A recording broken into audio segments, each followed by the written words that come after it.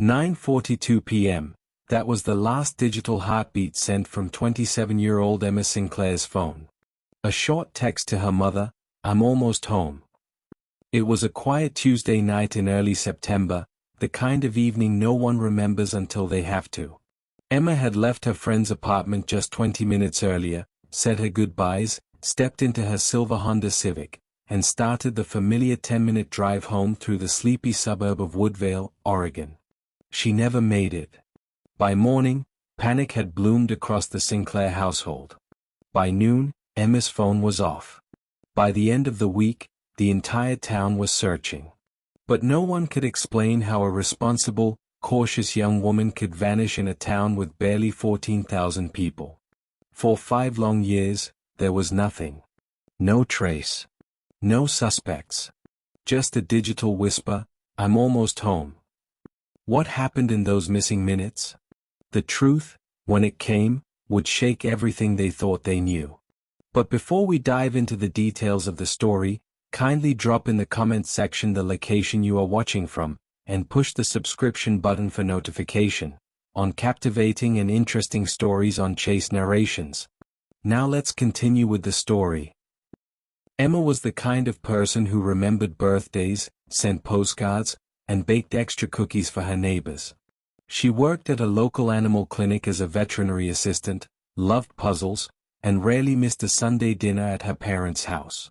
Her life was simple but full, a close group of friends, a quiet boyfriend named Lucas who worked as a graphic designer, and a 2-year-old rescue dog named Toby. Emma wasn't someone with enemies. She wasn't reckless. She followed the same routine almost every day. That's what made her disappearance so terrifying. On the evening of her disappearance, Emma had gone to her best friend Marissa's apartment for their weekly movie night. They watched a comedy, shared popcorn, and talked about Emma's upcoming birthday plans. Everything seemed normal. At 9:17 p.m., Emma got into her car. Marissa walked her to the lot, hugged her, and watched her drive off. At 9:42 p.m., Emma sent her mom the now famous text, "I'm almost home." Her house was only 6 minutes away. She never arrived. By 10:30 p.m., her mother began calling. By midnight, Lucas was driving the roads between Marissa's apartment and Emma's house. At 6 a.m., they filed a missing persons report. Police were initially cautious. Emma was an adult. Maybe she got tired and pulled over. Maybe she went to a friend's. But by the afternoon, her car hadn't been found, and she wasn't answering her phone. By the next day, the search had escalated. There were no witnesses. No traffic cam footage. No calls. Nothing. Emma's silver Honda Civic seemed to have vanished into thin air. Search teams canvassed wooded areas, local lakes, backroads, and rural fields. Helicopters scanned from above. Local fishermen checked the riverbanks. Still nothing. People began asking, how does a woman disappear on a 10-minute drive in a safe neighborhood with zero trace? Social media exploded with theories. Some believed she was abducted by a stranger. Others thought someone she knew was involved. A few even suggested she had left voluntarily, a theory her family vehemently denied. Lucas was questioned repeatedly. His alibi held. So did Marissa's. Her co-workers. Her friends. Everyone checked out. But something in Emma's phone records caught an investigator's eye. A single 5-second call at 9:35 p.m. to a number not in her contacts. The number belonged to a burner phone, purchased in cash 3 weeks earlier at a gas station 30 miles away. The phone had made and received exactly 2 calls. One was to Emma. The other? To a number traced to an abandoned warehouse. The police searched the warehouse. Nothing. The burner phone was a dead end. Or so it seemed. Before we continue, take a second to push the subscription button for notifications if you find our stories interesting. Now, let's continue. For 5 years, the Sinclair family kept Emma's face alive. Billboards. Candlelight vigils. Facebook groups. Her mother refused to move or change her number. Lucas never dated again. Marissa moved across the state. The case went cold. Until 2023.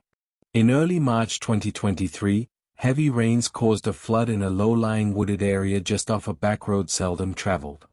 Emergency workers were dispatched when a bridge collapsed. A deputy wading through the water spotted something metallic beneath the surface. It was a silver Honda Civic. Inside the vehicle were the skeletal remains of a young woman in the driver's seat. Her wallet. Her phone. Her keys. It was Emma. The car had somehow veered off the road, flipped, and sunk into a pond that had since dried and flooded multiple times. Vegetation had grown over the spot. Emma had been there the whole time. But one thing didn't add up. Her phone's last ping wasn't from there. When they analyzed the phone, they discovered that the 9:42 p.m. text had been sent from a location nearly a mile after where her car was found. Which meant either her phone moved after she died, or she wasn't alone. Then came the breakthrough. A local gas station had upgraded their system in 2020. In doing so, they digitized and backed up old footage. One of those clips was from the night of Emma's disappearance. At 9:29 p.m., a silver Honda Civic pulled in. Emma was driving. She got out to use the restroom. Behind her, another car pulled in. A black pickup truck. The man who stepped out followed her into the store. Cameras inside weren't working. But minutes later, only the man was seen leaving, alone. Facial recognition matched the man to someone from Emma's high school. A janitor named Owen Bixley, who had been quietly fired a year earlier after being accused of inappropriate comments. He was never charged. Moved to a different state. When police found him, he was living under a new name. Married. No record. But confronted with the footage, he cracked. He said he didn't mean to hurt her. He'd followed her from Marissa's. He wanted to talk. Thought she'd remember him. When she rejected him, he panicked. He grabbed her. She fought. He hit her. She fell. He panicked more. He drove her car off the road, staged it as an accident, and left her there. He took her phone. Sent the text to buy time. Then ditched the phone and disappeared. The Sinclair family finally buried Emma beside her grandparents. Her mother read a letter at the funeral. "We waited for you. We never stopped waiting. Now you're home." Lucas broke down. He had saved every voicemail. Every picture. He said he knew in his gut that Emma never left willingly. Owen was sentenced to 25 years without parole. She texted, "I'm almost home." And in a way, she was. A mile from safety. Minutes from her mother's embrace. Just a moment from living another day.